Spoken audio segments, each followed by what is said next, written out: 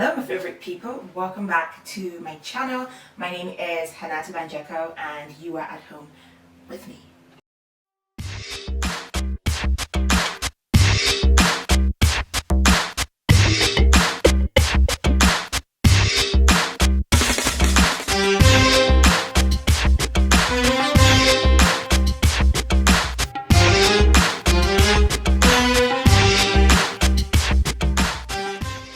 So today is part 2 of our dressmaking series. Last week we talked about the pattern. It's V9021 or VP640 depending on where you are. And this is a very beautiful dress. It's easy to make. Last week we talked about the pattern and how to get your pattern and your fabric ready. If you want to make this particular dress, I will leave a link in the description box below. You can purchase the pattern and you can watch the first episode and jump back in with us. But if you do not want to sew this particular dress and you're just a beginner sewer or intermediate sewer looking to improve your skills and to learn tips and tricks, then this is definitely the place for you, because in this episode we walk through what you need to make this dress, the notions and the tools. We talk about making your darts and I walk you through that process, and we talk about how to make your invisible zipper. This is very detailed, so you want to take your time. Now, if you're not subscribed to my channel yet, please do that. I would really appreciate it. And also leave me comments. Let me know what you would want to see on this channel that will help you with your sewing journey. And also do share with your friends if they're also on the same journey with you. And so, without much ado, strap up and let's go make a dress. So of course, to make this beautiful dress, you need a pattern piece, and that is Vogue VP640. It is 2 looks of the same dress. One is short and one is long, and it is very easy. It has only 8 pieces, and I've cut out the pieces here using the pattern. And if you want to know how to read the pattern, how to work with the pattern, then click on this right here, and it's going to take you to my beginner tutorial for patterns, and you can also click again right here, and that will take you to my second tutorial for patterns, which takes you inside the pattern and how to lay out the pattern, to lay out your fabric, and how to cut the pattern. Okay, so once you have your pattern and once you select your fabric, lay it out, cut out your fabric, and for this I think the notions that you need would be a 22-inch zipper right here. I'm using an invisible zipper, and you need seam binding, which I typically don't use, and you need hook and eye. I'm hoping that when I complete the dress I wouldn't need a hook and eye, but I have one handy in case I need that. Of course, you need scissors for cutting, you need rulers. I like to measure things, I like to mark things out. It makes it really easy to make. Of course, you need your marking pens. I got some of these on Amazon, and I got some of them from what's it called again? From Joanne. So I'm going to try to figure out where I got them from, and I'll leave you a link in the description box below in case you want to go get yourself some fabric pens. I think that I got a request for where to find good marker pens in my other videos, so I'm going to link that in the description box below. You do need fusible interfacing, and because this is a stretch fabric, I'm going to use this stretch interfacing. It's from Pelon. It's labeled Pelon 81, and it says it's great for use in lightweight to mid-weight fabric. I also got this from Joann's, and I'm going to leave a link in the description box below if you guys are working with stretch fabric and you're looking for fusible interfacing for stretch fabric. Of course, you need your pins, you need your iron. Iron is your best friend when you're trying to make garments. And of course, you need your measuring tape, and mine is long from here to the moon, which is annoying sometimes, but sometimes it is exactly what I need. So that's that. I think I got this on Amazon. I'll also leave a link in the description box below if you guys want to go and pick out this super long measuring tape. I think it's about 4 1/16 yards. So yeah, there you go. And then once you have everything, go ahead and cut out your pattern. Go ahead and mark your darts and pin your darts as accurately as possible. And let's meet back here when we're done with that.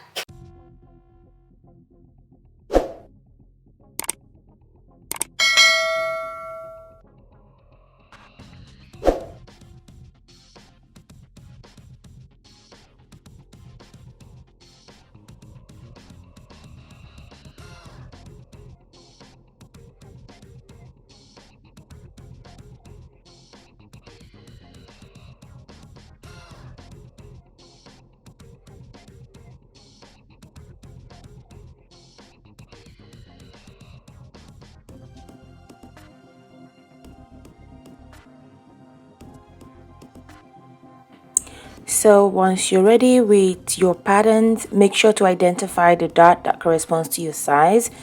Cut it out. This is my preferred way of doing it because then you can directly trace the dot. Once you've done that, make sure you're tracing it on the wrong side though. And once you've done that, go ahead and trace out all your notches and your circles. It's really critical for when you're putting the dress together later.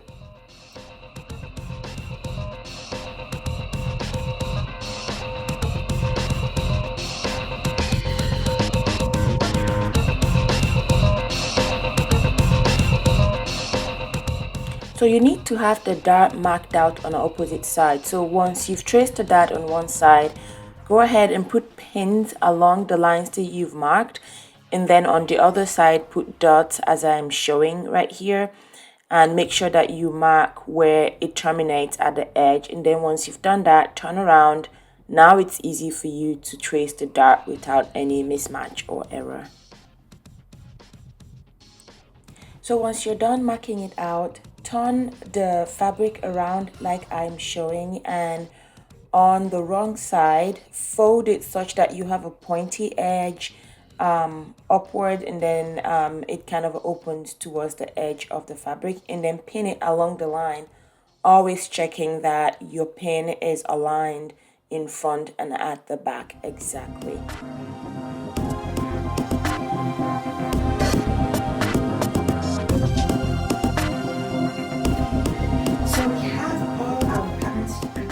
We have it pinned. So what I'm going to do now, the first thing that we're going to do with all of this is to make the darts. That's what I like to do first. It's a lot of dots. I think we have 2 dots on the front piece, I think 2 dots on the back piece, and then 4 dots on the skirts. So I'm going to show you how to make a dart. It's a very easy technique, but if you do it like this, then your darts will always look good. So first of all, you can cut out the pattern and draw out your dart. Make sure you're drawing it out on the wrong side, and once you're done drawing the dart out on the wrong side, go ahead and pin it. I like to mark it with a fabric marker, and then I like to pin exactly along those lines so I don't make any mistake, otherwise your clothes is going to look a little bit wonky. So let's go to the machine and sew the darts. I'm going to show you one, and then we can go ahead and make all the rest of the dart and show up back here at the table. So we're here at the sewing machine, and it looks like I haven't set up my thread yet, so I'm going to go ahead and do that. For this, I searched my thread inventory, and I didn't find a thread of exactly the same color. So I'm going to use this embroidery thread. I ended up Googling and just trying to figure out if it's okay to use embroidery thread for regular sewing, and I haven't done that before. And I got that it is quite okay to do that. So I'm going to go ahead and do that. I hope that it works well with my bottom thread, which looks like a regular thread, but it's color matched, so it should be okay. And when you're changing your bobbin thread, you want it to look like a P, so it's like a line, and there you go, P. Okay, so you want it to look like a P. So you hold it, and then you make sure that your line is on the left, so it looks like a straight line and a P, and then you stick that into your bobbin pocket, and you can stick it into something in there something that sticks out in there, you wrap it around and you just bring it to the side. You don't have to cut it, at least for my machine. And I think we're good to go. Okay, so just checking that my stitch is on 1. I don't know if you can see it. But yeah, we're all good to go. And so, if you can see my fabric here, I have my dart marked out and pinned. I can't see it. What am I doing? Right here. Yeah, so that's it. So you have it mapped out, and I always put a pin exactly where the dart stops, because you want to make sure that you don't sew beyond that. So you always have to start from right there. Oh, come on. So you always have to start from the end, and you from the edge of the fabric, and you stop at the pointy. You stop at the pointy end. So here we go. Back stitch.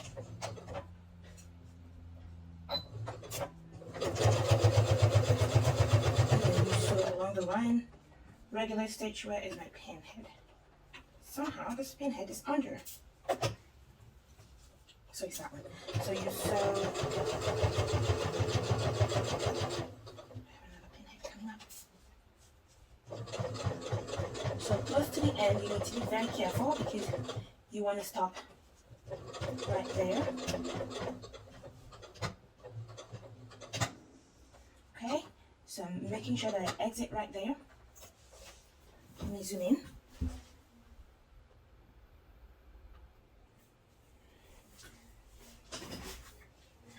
So I'm checking that I've exited. I need to take one more stitch.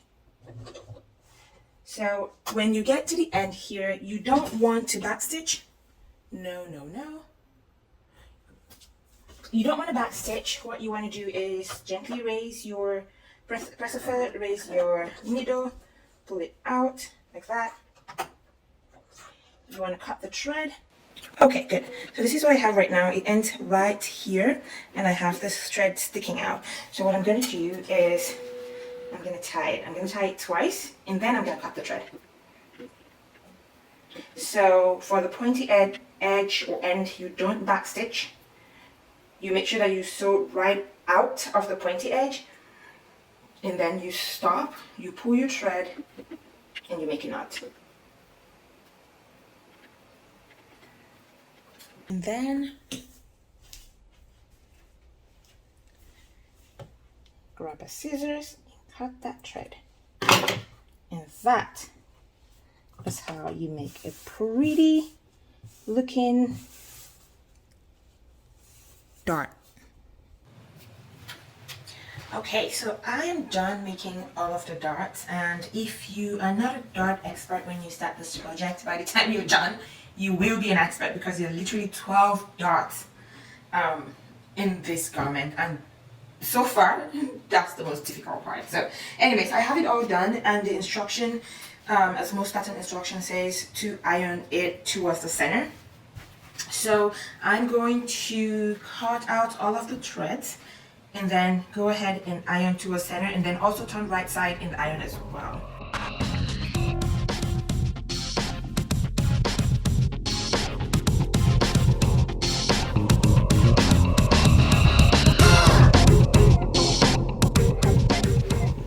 So the next thing we're going to do is join the back of the top to the skirt back. And the reason I like to do this is so that I can attach the zipper. So for me, the most important next step is attaching the zipper. And the reason I do that is because invisible zippers are so much easier to attach when the fabrics are not already, when the two sides are not already joined together. So just follow me on this. We're going to first lay out your top and skirt back like this, just so you don't mix and match them. And then once you've done that, we're going to put right side facing. Just take note that the skirt has two darts, and the outermost dart is the one that matches with the dart on the top. So just keep that in mind. So with that, let us put right sides together, and we're going to sew it with 5/8 of an inch seam allowance on both sides, and then we'll get back here in a minute to start attaching the invisible zipper.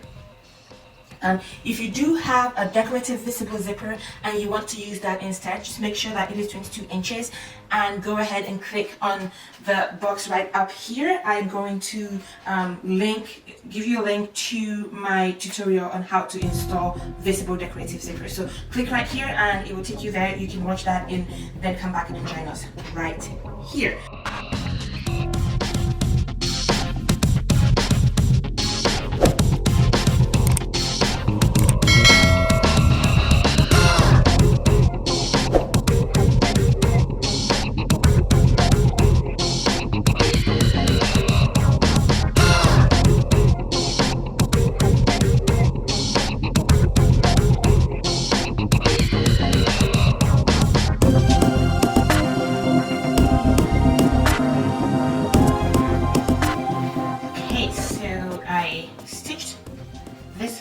So it's easier to attach the zip. I didn't change my machine stitch. I didn't change my machine stitch, and I didn't back stitch. Just stitch it down because it's going to be inside the seam allowance. Okay, so to sew an invisible zipper, I like to start this way because the invisible zipper is a little bit weird and a little bit different from a regular zipper, and so you kind of have to understand the orientation of it before you stitch it, so you don't stitch it to the wrong side and have to take it out and do it again. So the way that I do it, I feel like is foolproof, radiant proof, is to lay it down the way I want it to be, if that makes sense. So stay with me. This is the invisible zipper, and this is the way it's going to be when I'm done. The teeth is on the inside, and if you sew it correctly, when you're done attaching your zipper to your garment, it should be completely invisible. I get it right 99% of the time, and it's very rewarding when you actually do. So when you open it this way, that's how it opens when it's attached, which means that what I'm going to do is make sure that when I am done sewing it, it opens up like this. And the way that you do that is by turn it in the seam allowance, and I'm not done yet, I'm actually going to mark it. So you turn in the seam allowance, and when you're done sewing it, your zipper is kind of going to be inside like that and invisible, right? So when you zip it, it's going to look like that, and your seam allowance is turned in. So when you put it like this on the table, go ahead and hold it like that and turn it around. So when you do that, you realize that the zipper teeth is going to be exactly on your seam allowance line, and it's going to be wrong side facing each other. Right, so the seam allowance on the zipper and the seam allowance on the garment are going to be on the same side. Okay, so let me take it from the top. So lay down your garment like that. Okay. Put your zipper under it like this a little bit. Right, and then just imagine your seam allowance and turn it in. This is how it's going to look when it's done. And so when you open it like that, pick it up like this, and then it makes sense to you. So now that you kind of understand how that is going to work out, I'm going to go ahead and mark out the seam allowance. So in marking out the seam allowance, you want to mark it from the beginning to the end, and you also want to mark where the zipper teeth is going to be. So let's do that, and then we can go ahead with attaching our zipper. So to map out the zipper teeth, get your marking pen. I love this fabric because it's white on the inside, so it's very easy to mark. I'm not always that lucky. So the zipper teeth is going to be, remember there is a 5/8 of an inch seam allowance on the garment as well, so when you put that in, the zipper teeth allowance is I think about 5/8 of an inch, if they do it right. 1, 2, 3, 4, 5. Yeah, they're about. So like that.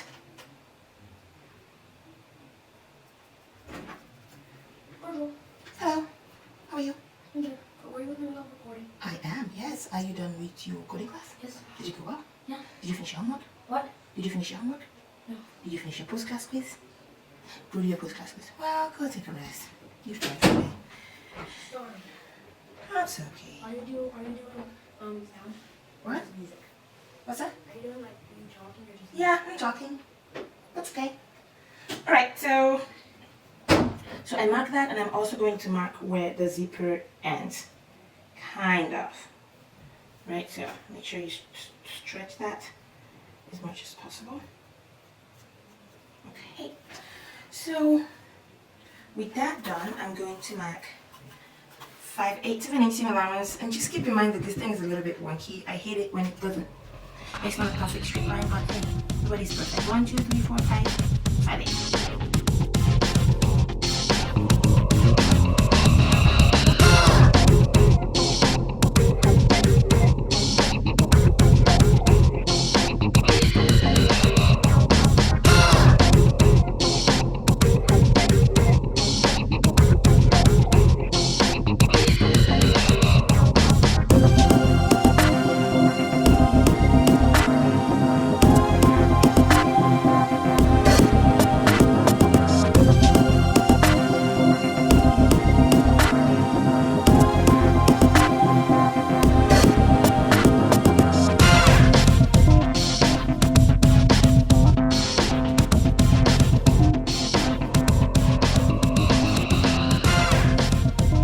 Okay, so we've gotten to the point where we're ready to attach a zipper, and what we did is we marked 5/8 of an inch seam allowance on the inside, and we followed that with a basting stitch on the outside. And the reason we're doing this is because we want to place the zipper teeth exactly on that seam allowance, so that when we're done sewing it and we turn it in like that by the seam allowance, all we see, or all we don't see, is the zip. It will be hidden right there, which is why it's called an invisible zip. It's gonna be invisible. Okay, so again, let's do the demo. So like that. Remember, we marked the zipper teeth. It's gonna go right there, and just like that. Open it. This zipper teeth comes over here and lays right on top of that basting stitch that we just made. So we do that, and then we pin, and then we think about how to attach that using the machine, and I'm going to show you how. So remember that for an invisible zipper, we're going to be sewing inside the ditch, right? And before I actually attach it, I'm going to try to iron this stitch out so that it's a little bit visible. So we're going to iron the teeth out. This is a very crucial step. I almost forgot, so don't forget. Iron it out so that the teeth is a little bit visible. And so now that we've ironed that out, see, it's a little bit more exposed. So we put the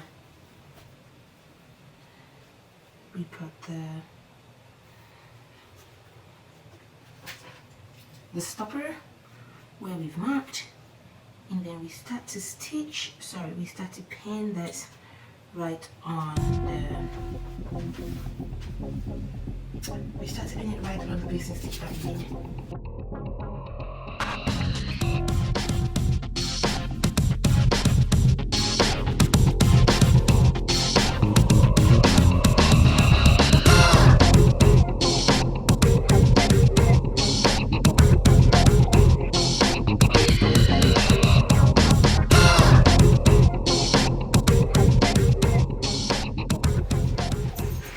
Okay, so right here I have 3 zipper feet, and 2 of them are invisible zipper foot, and this is a regular zipper foot.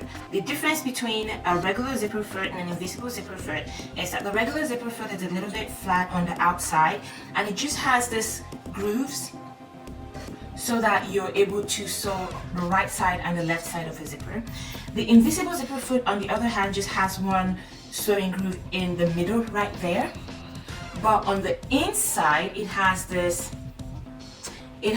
line right here, and what that line does is it helps you to push the zipper teeth to one side so that we can stitch right inside that stitch that makes our zipper really invisible.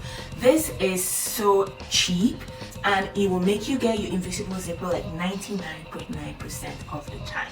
So your accuracy rate with the invisible zipper foot honestly is awesome, and you can sew an invisible zipper with a regular zipper or even with a regular sewing foot, but you're going to be so much better using this. It is very cheap, and I will leave a link to the Amazon store in the description box below where you can go and purchase yours. It is an essential. I have two of them. This one you just pop up your regular zipper, your regular sewing foot, and you pop this one right back in. But for this one, you actually have to unscrew the zipper stand. Sorry, you have to unscrew the foot stand to pop this in. I don't see why you want to go through that hassle. This one is so much easier. You just pop it in and pop it out. And when we're done sewing the zipper, we're going to use the regular zipper foot to complete the seam allowance of the skirt, and I will show you why that is important. So without much ado, let's go pop this into the sewing machine and let's sew one side of our invisible zip. So welcome back to my sewing station.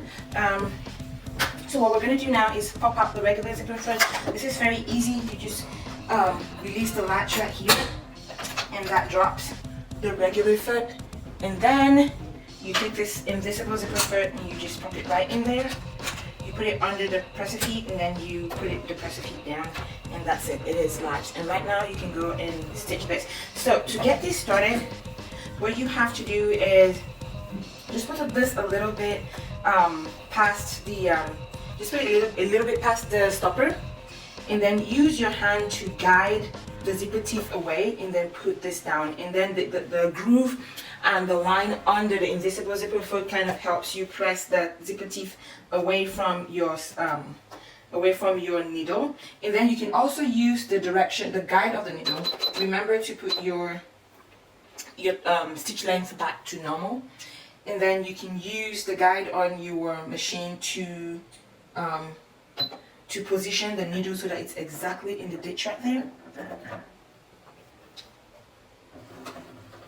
Back stitch a little bit. Be careful not to sew in this, sew the teeth, and that's it. You are started, and then you can just keep sewing. It's so easy.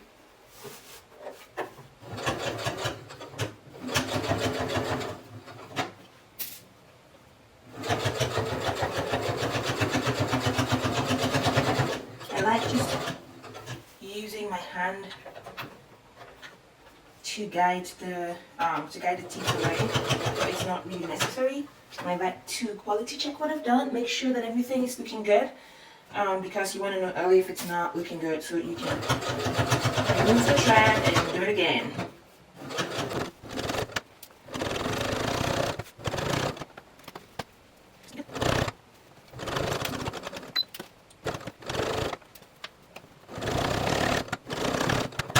Once you get to the end, what I do is I sew it as close as possible to the zipper pull, back stitch, cut your thread, and let's go see what we've done.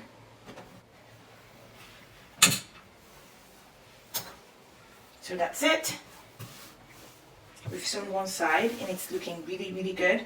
I'm gonna just take care of the thread right here, because I don't want it to get caught in the zip. And then we're going to just test out the zip right now, and it looks really good. But let's see what we did.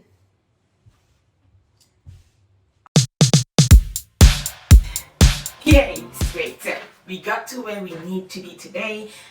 What you guys just went through was like a long, detailed so long. You learned like tips and tricks for making your dart, for making your invisible zipper, and I think you're well on your way to putting this dress together and to improving your skills. So thank you for following along up to here. I'm really excited for you. Hope you enjoyed it. And don't forget to subscribe to my channel, to hit that like button, notification bell, you know it works. And I will see you here for that.